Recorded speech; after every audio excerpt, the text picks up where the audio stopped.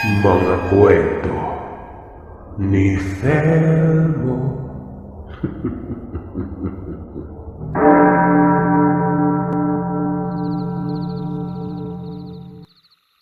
Mapagpalang araw po, Sir Seth.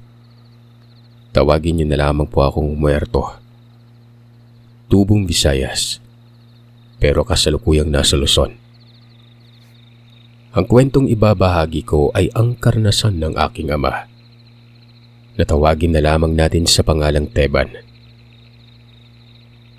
May mga parte ng kwento na ito na hindi kaaya-aya. At maigi sigurong pakinggan niyo ang kwento na hindi ko makain. Bukod pa dyan, may mga mababanggit na mga masiselang bagay. Pasintabi po sa mga listener. Nais ko lang kasing maidetalye ang tunay na konsepto ng kwentong ito. Ayon kay Teban, sadyang hindi niya malilimutan ang napagdaanan niya noon na higit pa sa kahindik-hindik na tagpo. Nangyari ito sa lugar ng Iloilo. Noong panahon pa sa panunungkulan ng Presidente Ramos. Ganap na binata siya noon, kasama ng pamilya. Pagsasaka ang kinabubuhay nila. Bukod pa dyan, nagtitinda din sila sa merkado ng mga ani noon. Gaya na lamang ng saging, kamote, pakwan at iba pa. Kahit papanay may kita naman pero minsan ay hindi sumasapat. Nasa may bandang bukid sila nakatira. Pero hindi naman ganoon kalayo ang bayan. Ang ginagamit nila sa paghatid ng pagkalakal ay ang kalabaw na may guyod na kalesa. Itong kapatid niyang si Jonathan, nalulong sa masamang bisyo. Bukod sa paglulong nito sa droga, nagiging tulak din ito. Uso daw sa mga panahong yon ang damo at Valium. Itong Valium, iniinom at tinutumahan ng beer. Magiging baliktad ang tama nito. May tinatawag din na shoot at vapor rub. Small scale ang negosyong ganito pero malaking sindikato ang nagmamay-ari nun. Kahit anong sita, sermon, pero hindi ito sumusunod. May sariling desisyon sa buhay at wala nang pake sa namutawing payo nila nun. Pero mga kagiliw, may malalalim na dahilan kung bakit hindi matigil-tigil ang ginagawa ni Jonathan. Malalaman niyo sa kabuuan ng kwentong ito. Ayon kay Teban, kahit ganoon ang kanyang kuya, mabait daw ito sa kanya. Katunayan, ito ang sumusuporta sa kanya noong high school pa lamang siya noon. Lahat ng kagamitan sa pag-aaral, binibili niya.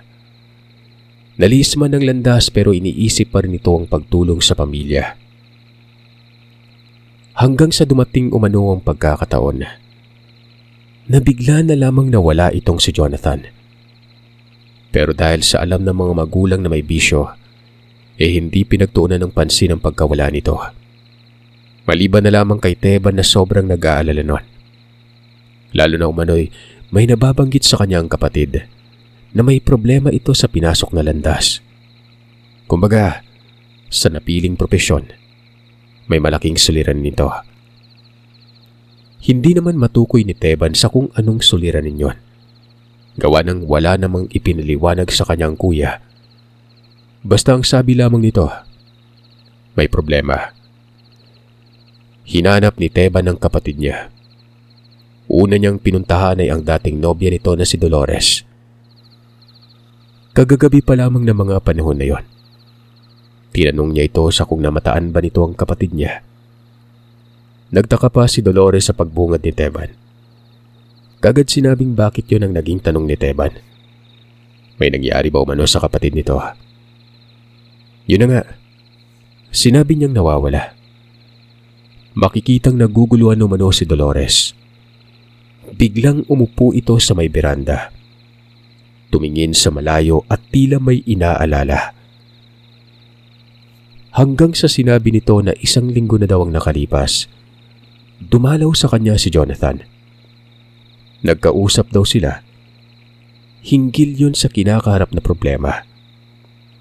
Inamin daw nito na may bisyo si Jonathan at nagkaroon ito ng kaibigang may bisyo din at isang tulak pa. Inalok si Jonathan ng trabaho. Ito na nga, at kinagat naman ng kapatid ni Teban noon. Malaki yung kita eh. Hindi naman daw sana papasok si Jonathan sa ganito pero naiisip umano ni Teban na nakakaawa tingnan. Naiinggit sa mga ibang kabataan na may magagandang kagamitan. Nag-ipon si Jonathan hanggang sa hindi naglaon ay napili na nitong magbitiw para magbagong buhay. Pero ayun nga, hindi daw pinayagan ng amo na may sinasandalang malaking sindikato. Kapag umayaw daw si Jonathan, ay papatay ng pamilya ang mga minamahal sa buhay, kahit na ang kasintahan nito. Dahil nga umano may koneksyon na si Jonathan sa sindikato at hindi maiiwasan dyan ang ibunyag umano ang lahat. Matagal nang nagtitiis si Jonathan. Kahit daw hindi na ito bigyan ng suhol sa kanyang trabaho, ay ayos lang para mapalaya lamang ito. Katunayan umano ang buong pamilya nila Teban ay may umaaligid na dito na anumang pagkakamali ni Jonathan, paniguradong pati sila madadamay nun. Nagdududa si Dolores ng mga panahon na ito. Baka umano sumukol na ito o lumaban sa amo. Dahil noong 1 linggo umano nang bumisita at isiniwalat ang lahat. Sobra umano nitong balisa.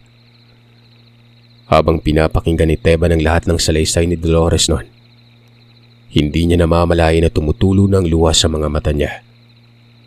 Kaya pala hindi tumitigil dahil nga kapag ginawa ng kapatid niya yon, papatayin sila. Sinabi ko naman sa kanya na tutulong ako. Pero ayaw niya dahil nga wala ding saysay. Mapapahamak lang daw ako. Alam mo Teban, mahal ko yung kuya mo kahit hiwalay na kami. Hindi ko alam kung bakit hindi na siya nagpakita. Ayun pala ay may kasama ng iba. Kaya naputol ang relasyon namin. Pero sa akin lumalapit eh. Lalo na kapag may problema. Pinapaunlakan ko naman. Teka, kailan nang ba hindi umuwi si Jonathan? Tanong ni Dolores noon. Hindi kagad makatugon si Teban. Ang sakit umano ng nararamdaman niya sa mga sandaling ito. Awang-awa siya sa kapatid niya. Hanggang sa tuluyan ng bumigay ang luha at dito ay sinabi ni Teban na noong 1 linggo pa. Ibig sabihin huling pagkikita na rin namin yon? Diyos ko, wag naman sana. Kilala mo ba yung mga kaibigan niya? Alam mo ba kung saan siya lagi tumutuka? Hindi ate. Pero minsan ko na siyang nakita sa may merkado na kasama yung nakasidan. Kilala ko yung isa pa niyang kasama eh. Minsan yung dumalaw, si Edson. Alis muna ako ate. Pupuntahan ko lang. Sandali, wag kang tutungo mag-isa. Kung sa tingin natin ay may masamang nangyari na, posibleng delikado kapag nagpakita ka doon. Ako na lang yung pupuslit doon. Kilala ko yung Edson. Alam ko din kung saan nakatira. Dito ka lang, antayin mo ako. Magsasalita sana si Teban pero mabilis na umalis itong si Dolores. Itong bahay ng babae, katamtaman lang sa laki nun. Nangungupahan lang talaga ito dati pero ginawang tagapangalaga ng lupain gawa ng ang may-ari ng bahay nasa ibang bansa. Itong si Dolores ay kinagigiliwan ng mga kalalakihan sa kanila. Alam niyo ni Teban gawa ng maganda at lagi niya ring nakikita ito na may bumibisita sa bahay. Pero sa tingin niya, ang kuya niya lang ang sinigot nito. Pero nagkahiwalay. Bukas naman ang pinto kung kaya pumasok na lang si Teban. Iniisip niya sa mga sandaling ito sa kung anong gagawin kay ni Dolores. Kasabay noon ay inaalala niya din ang naging sitwasyon ng kapatid. Lalo na yung sakripisyo nito. Napapaluwa si Teban. Ngayon pa lamang niya naiintindihan ang lahat noon. Sa hindi naman inaasahang pagkakataon, bumalik kaagad itong si Dolores. Dala ang balitang hindi niya natagpuan sa bahay ang nagngangalang Edson. Ultimong si Edson umano, hindi na rin umuwi. Nabahala na ng husto si Teban pero nagtataka ang binata. Sa pagkakatansya niya kasi, nasa 10 minuto lang mula nung umalis si Dolores. Pero papanong nakabalik ito sa ganoon kaikling sandali? Samantalang malayo naman ang bahay nitong si Edson. Kahit nga takbuhin pa ni Teban ang patungo doon, hindi siya makakarating sa loob ng 10 minuto. Paano pa kaya kapag may kasamang balik, di ba? Pagkabilis mo naman, ate. Teka, nalingat lang ba ako sa oras? Ha? Siguro nakalimutan mo na yung oras. Kanina pa naman ako umalis eh. Naglakad nga lang ako. Ipahinga mo muna kaya yung katawan mo. Diyan ka sa sala matulog. Aalis ako ulit at may pupuntahan. Kinukutuban talaga kung may nangyari masama kay Jonathan. Matapos lang makapagsalita nitong si Dolores, umalis na naman yun. Si Teban ay dinalaw na lamang ng antok kahit walang hapunan. Doon ito sa sala nakatulog. Nagising na lamang siya noon madaling araw na. At ang nagpagising sa kanya ay ang mahinang hagulgol ni Dolores noon. Naroroon ito sa loob ng silid. Nakasara. Pero dinig na dinig ni Teban ang iyak nito. Dalawang silid at nasa may bandang harap naroroon si Dolores noon. Kinatok niya naman yon pero nang pagbuksan siya ng pinto ay bumungad ang mga katagang. Patay na si Jonathan. Nakita umano ni Dolores ang labi nito. Kasama ang labi ni Edson. Nakasilid sila sa loob ng isang drum. Nangangamoy na umano. Yung lugar kung saan niya ito nakita ay nadala na umano siya ni Jonathan doon. Wala pa itong bakod dati pero nagkaroon na umano. Sandali, paano mo nalaman na naroroon si kuya? Kasapi ka din ba nila? Umiling si Dolores. Wala daw siyang koneksyon sa mga masasamang bagay na yan. Hindi niya alam pero nagdududa siya gawa ng doon tinatago umano ng Kuya Jonathan ang naiipon niyang pera. Tagong-tago ang lugar na yon. Basta noong makapasok na siya doon, ay nakaamoy na lamang umano siya ng sobrang baho. Hanggang sa nakakita siya ng 3 drum na nakatumba. Ang isa doon ay napansin niyang may nakausling ulo. At paglapit niya, nakilala niya kaagad na si Jonathan yon. May kasama pa nga itong 2 katawan. Si Edson ang isa. Hindi nakapagsalita si Teban. Natulala ito. Sumikibak dibdib. Hanggang sa lumuhod at nagsisisigaw sa iyak. Nagtatanong siya noon sa kung saan banda natagpuan ang labi nun. Ayaw naman siyang samahan ni Dolores pero nagpupumilit ito. Sinabi pa ni Dolores na mas magiging masakit lang kapag nakita ang labi. Pero wala. Gusto ni Teban ang makita talaga. Ayun, dinala umanong binata sa isang malaking pasilidad. Sa likod nito ay naroroon ng dam. Bulok ng labi, hindi na may tsura. Nangingitim na at kita na umano ang mga buto. Nilalantakan ito ng sangkatutak na uod. Hindi mahawakan. Umaalingasaw pa doon ang napakabahong amoy. Doon na nagbitiw ng kataga si Teban. Napapatay niya umano ang mga kumitil sa kanyang kapatid noon. Ayon naman kay Dolores, ganon din ang naiisip niya. Pero ayon dito ay dapat umanong unahin ay ang pangyayari noon. Malaking problema umano ito kapag nalaman ng mga magulang nila Teban. Mas maigi umanong magdahilan na lamang na hindi na talaga uuwi si Jonathan kesa naman sabihin na ganon ang sinapit nito. Tsaka, kung ipapaalam ito sa kinauukulan, hindi sila makakaganti. Itong laman ng drum umano, sinilid nila sa sako at tinilibing. Ayon kay Teban, para umano siyang nagdampot ng putik.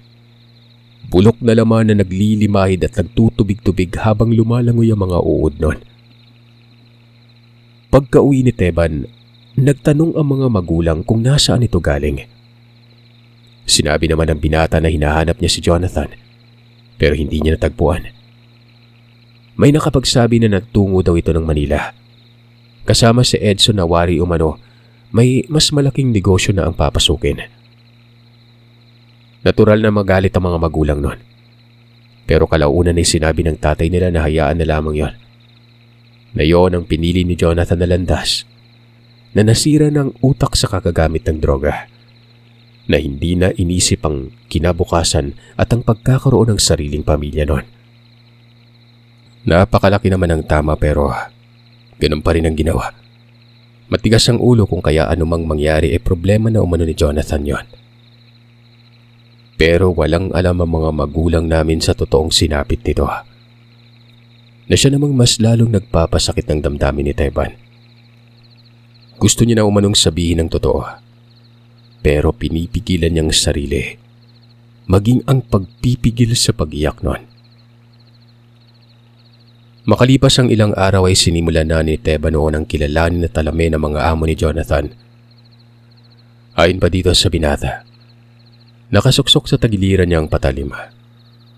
Sa oras na makilala niya mga sangkot, papatay niya umano. Hindi ko sasabihin dito ang lugar kung saan nakapusit ang sindikato dati. Masyadong maselan at may ilan pa sa nakatira ay kaanak nun. Hanggang sa itong si Teban ay nakakuha ng impormasyon. May nakilala siyang isang tulak din katulad ni Jonathan pero babae. Nangyari ito nang pumasok na rin si Teban sa bisyo. Pero hindi ito yung tipong lulong. Kundi meron lamang siyang motibo nun. Ginawa ni Teban ang lahat. Magkaroon lamang ng mas malalim na saklaw. Pangalanan na lamang natin ang babaeng ito na Jasmine. May nabanggit umano si Jasmine.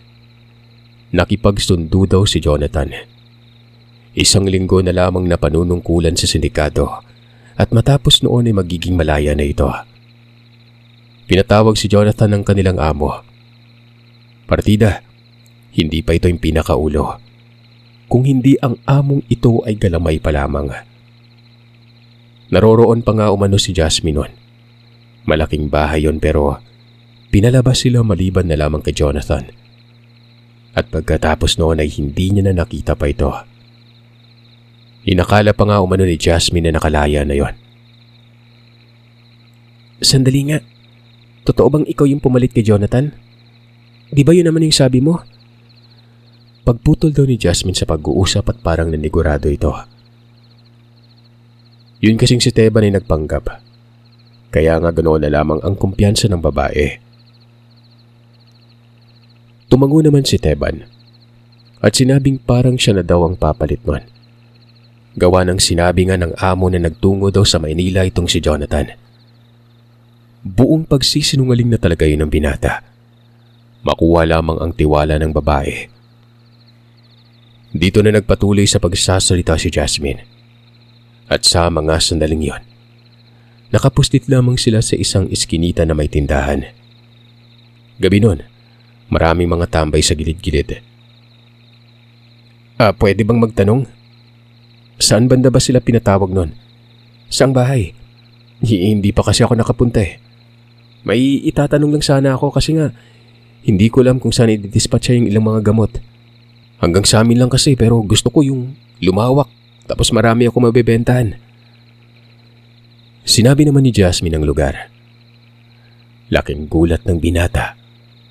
Dahil katapat lamang ito ng lugar kung saan matatagpuan ang isang pasilidad na ang likod nun, doon na nakita ang mga labi ni Jonathan at Edson. Sasabog na sa galit si Teban, pero hindi talaga siya nagpahalata. Ayon pa kay Jasmine, tuwing araw ng Sabado ay madalas naroroon ang amo. Walang ano-ano namang tumango ang binata. Ngumiti pa ito bago umalis nun. Bukas ang araw ng Sabado. Nanggagalaiti si Teban ng mga oras na yon. Hindi umuwi ang binata. tinungo niya si Dolores para ipaalam ang impormasyon na nakuha niya. Pero nang makarating sa lugar, wala doon ang dating nobya nitong si Jonathan. Bukas naman ang pinto pero wala talagang tao. Sinubukan pa niyang tawagin yun pero walang tumugon. Aalis na lamang sana si Teban pero pagkalabas niya ng bakuran, may nahagip ang kanyang mga mata noon. Isang taong nakatayo at nakatingala sa kalangitan. Nasa gilid lamang daw yun ang bahay ni Dolores. Mga ilang distansya ang layo pero nakikita niyang imahe. Sinipat niya itong maigi at doon niya napagtanto na hugis babae yon. Duda si Teban na baka si Dolores ito. Pero bigla niyang napansin ang kakaibang kilos nun. Habang nakatingala kasi yon, umupo sa lupa. At sa maniwala man kayo o sa hindi, lumundag ito ng pagkataas-taas nun. Kitang-kita ni Teban na kumapit ito sa isang puno ng niyog. Tumawid hanggang sa naglaho na lang bigla. Mabilis na pumasok sa isip niya na hindi yung tao, kundi isang aswang. Walang ano-anong nilisan niya ang lugar. Hindi niya inaasahan na makakakita siya ng ganon sa kalagitnaan pa ng tensyon na nangyayari sa kanya. Unang beses niyang makakita ng aswang, pero hindi na ito lingid sa kanyang kaalaman. Kumbaga, alam niya na kung anong klaseng yon. At noong mga panahon kasi na yon ay marami talagang gumagalang aswang. Hindi pa rin siya umuwi. Oo, at nakakita siya ng kakaibang nilalang pero wala doon ang kanyang atensyon. Naroroon ito sa paggante sa pagkamatay ng kanyang kuya. Pinuntahan niya ang lugar kung saan ito ang tinutukoy ni Jasmine noon. Naiisip niyang pumunta doon at magkunwari hanggang sa umabot sa punto na makita niya ang amo. Ginawa nga yun ni Teban at noong makarating ito sa lugar ay parang gusto niya nang pasukin ang pasilidad. Malaking bahay yon, building na may tila tindahan pa sa baba at katabi nito ang isang garahe. Tahimik ang lugar, may mga tao pero bihira lamang at kadalasan doon ay tila mga residente umano sa lugar na yon. Pinuntahan niya ang pinaglibingan ni Jonathan. Gaya ng sinabi sa kwento na nasa tapat lamang yun ang tinitira ng amo. Isang pasilidad din ito sa likod banda na may malawak na bakanting lote nun. Lampas tawang damo. May bakod yun at kung hindi sasadyay ng likuran, hindi mo malalaman kung anong nakakuble. Sumiksik si Teban sa maliit na daanan. Kasya lang talagang tao. Kibang pader na tumagilid ito at yun ang dinaanan nila Dolores noon. Nang palapit na ito sa pinaglibingan, ganoon na lamang ang pagkawindang ni Teban nang makakita ulit siya ng aswang. Nakapatong ito sa drama, nakatuwad, humuhuni ng nakakapangilabot. Hinding-hindi siya maaaring magkamali na ito din yung nakita niya kanina. Hindi nakagalaw si Teban, pero bigla umanong lumingon sa kanya ang nilalang na yon. Kung kaya't sumirit ito ng takbo. Palabas na siya noon, pero naroroon ang aswang sa siwang ng pader. Nakadapa sa lupa at nanlilisik ang mga mata. Lilihis sana ng daanan itong si Teban, pero bigla na lamang umanong tumayo ang nilalang at biglang nagsalita nun. Sandali, huwag kang umalis. Kapag lumabas kay mamamatay ka. May mga nakatambay na tauhan dyan sa labas. Mapagkakamalan kang espiya kaya itutumba ka nila. Dito ka lang muna. Sambit ng nilalang na yon. Nahintakutan man si Teban pero nagtaka siya sa kung bakit kinausap siya nito. Para bang kilala siya ng nilalang. Muli niyang tiningnan ang nilalang na yon. Palapit na ito sa kanya. Napasambit pang binata noon na huwag siyang sasaktan pero bakit naman kita sasaktan? Ano bang ginagawa mo dito? Tanong ng nilalang. Sinagot lamang din ni Teba ng tanong. Ayon pa dito ay sino ba umano ang aswang at bakit parang may malasakit sa kanya? Pero habang kinakausap niya umano yon, nakaharang ang kanyang kamay gawa ng para talaga siyang susunggaban. Ang postura daw kasi ay may pagkakuba nun. Yung tipong nakapormang tila sasakmal. Pero nang magpakilala ito, napanganga talaga noon si Esteban. Paano ba naman kasi? Ang nilalang na yun ay walang iba. Siyempre yung iba nahulaan na kung sino ito. Si Dolores. Ilang araw na din akong nagmamatiyag dito. Alam ko namang may susuri sa labi. At meron nga. Natuklasan kong dyan sa tapat nakatira. Nagkagulo pa nga dito dahil nawala ang labi. Inilibing kasi natin at walang alam sila na nasa unahan lang ng drum. Ikaw, anong ginagawa mo dito? Ikaw yan ate. Aswang ka. Kwan diba? Diba nasabi ko naman sa'yo na ipaghihiganti ko yung si kuya? Huwag na. Ako nang bahala. Hindi mo kaya, Teban. Ako na lang nang mapadali ba. Isa lang ang kakatayin ko dyan. Ang amo. Nakita ko na siya dati pero hindi ko alam na ito pala ang amo. Umuwi ka na maya-maya. Dahil ngayong madaling araw ng pagkakataon ko. Isang beses lang sa isang linggo, umuwi si Tibero. Itong Tibero, ginamit ko lang na pangalan. Ito yung amo. Sa kabila ng lahat ay hindi pumayag si Teban. Ayaw niyang umuwi nun. Gusto niyang manatili dahil gusto niya ring patayin. Dahil yun ang pakay niya sa lugar na yon. Tumangulang si Dolores at bigla umano itong nawala sa harapan ni Teban. Hindi niya alam kung saan ang tungo. Pero napakabilis daw nitong naglaho. Ito namang si Teban ay hindi umalis sa lugar. Pasipat-sipat ito doon sa may siwang. Hanggang sa pinili niya ng umupo. Doon lang mismo sa dinaanan niya. Hindi naman maaninag doon banda gawa ng hindi tinatamaan ng ilaw mula sa poste. Maliban na lang kapag magpapagitna sa bakanting lote nun. Gawa ng medyo maliwanag doon. Pagsapit ng madaling araw ay nakita ni Teban na may pumaradang sedan. May bumabang 3 tao. Ang isa dito, nagtungo sa malaking bahay doon sa kabilang parte ng kalsada. Ilang sandali lang, lumabas yun at tinuro ang kinaroroonan niya. Walang ano-anong tumayo si Teban at nagtago nun. Pakiwari niya kasi papasok yun sa lugar. At kung hindi siya nagkakamali, itong galing sa bahay na yon ay walang iba, kundi si Tibero.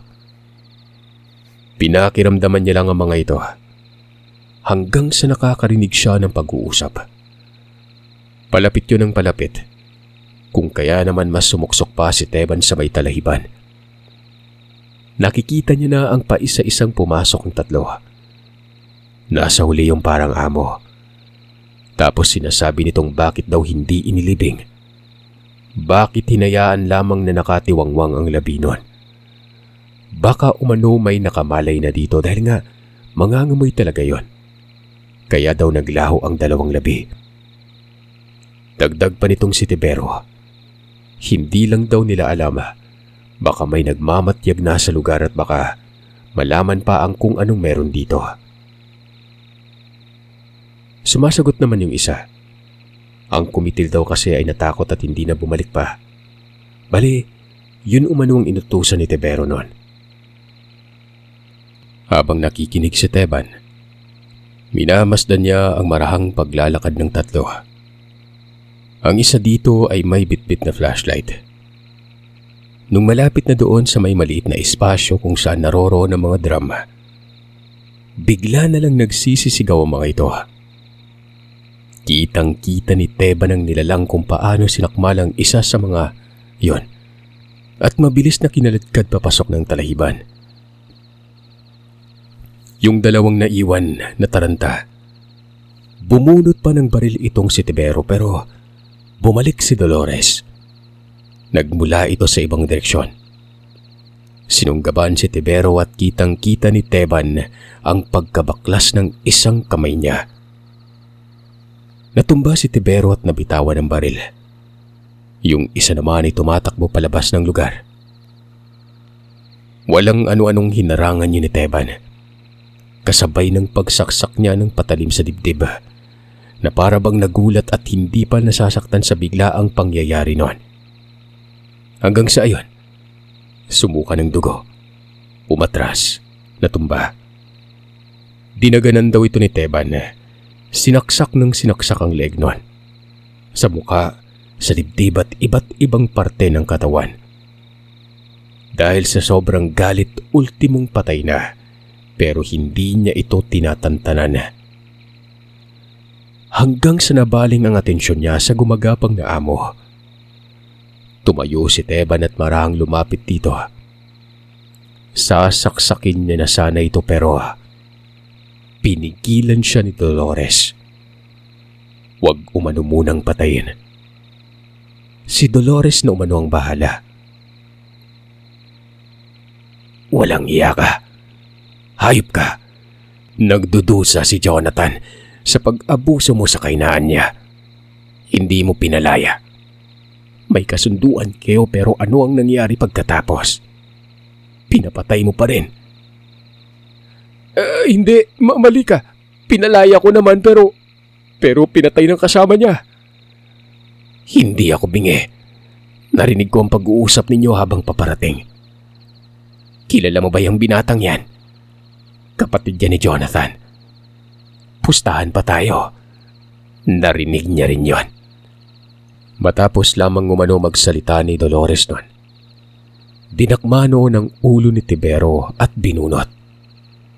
Kitang-kita ni Teban ang paghiwalay ng ulo sa katawan habang sumisirit ang dugo noon. Nanginginig pa umano ang katawan ng ilang mga segundo. Sabi pa ni Dolores, mauna na umanong umuwi si Teban. Hindi naman nagsalita ang binata. Pakiramdam niya noon ay tapos na ang lahat. Nung makarating sa bahay, walang ano-anong naghugas ito ng katawan at nagpanggap na natutulog sa beranda. Nakita naman siya ng kanyang mga magulang. Hindi na dinistorbo ito. Araw na ng Sabado at magtitinda na naman ng ani sa merkado. Kung kaya ang naiwan na lamang sa bahay ay si Teban noon. Pagsapit ng tanghali ay dumalaw daw si Dolores. Umiiyak ito. Napaiyak na rin noon si Teban. Ang sabi ni Dolores ay hindi pa daw siya tapos. Nagbago umano ang isip niya. Uubusin niya umano lahat ng mga pasaway sa lugar noon. Sumabat naman si Teban. Sasama daw siya noon. Pero hindi na pumayag si Dolores. Huwag umanong sayangin ang buhay, lalo pat pinahalagaan siya ng kanyang kuya dati.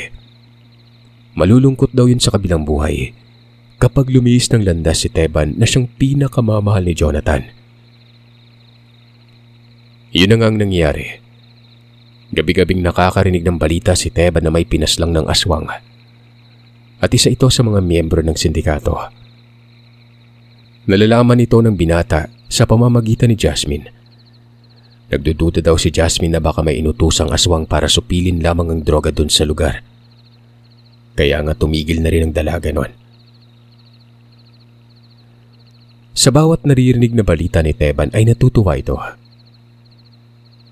Hanggang sa isang araw, nabalitaan niya na lamang na namatay si Dolores. Natagpuan ang labi nito sa sarili ding tinitira na wala ng buhay. Parang nilason gawa ng bumubula umanong bibig. Nangingitim ang mga kuko. Isa sana sa aasikaso doon si Teban pero pinili niyang wag na lang. Pinili niyang sipatin lang ito pero hindi siya nagpakita ng kahit anong paghihinagpis. Baka kasi may nakaaligid noon na mga kasapi ng sindikato at matitiktikan pang kasama siya ng aswang. At malamang sa malamang, baka madamay pa sila ng kanyang amati na